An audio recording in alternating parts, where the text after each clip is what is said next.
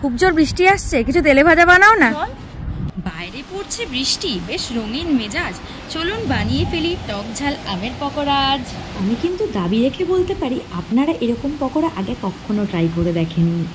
প্রথমে আলুর খোসাটা ছাড়িয়ে সেটাকে গ্রেটারে ভালো করে গ্রেট করে নিয়ে আলুটাকে ভালোভাবে ধুয়ে ফেলতে হবে যেন তার মধ্যে কোনো স্টার্চ না থাকে।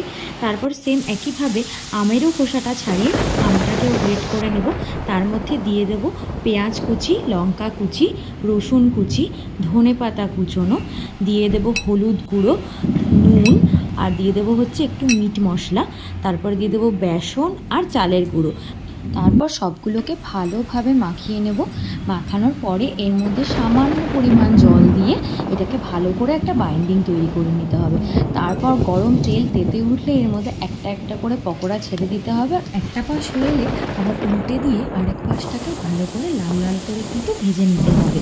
এরকম বৃষ্টিতে গরম গরম আমের পকোড়া কিন্তু জাস্ট জমে যাবে। দাঁড়াও দাঁড়াও, যাচ্ছ কোথায়? রিভিউটাও একটু দেখে নাও।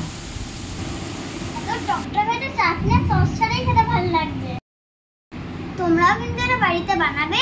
কেমন লেগেছে সেটা কিন্তু আমার মাকে কমেন্ট করে জানাতে ভুলবে না।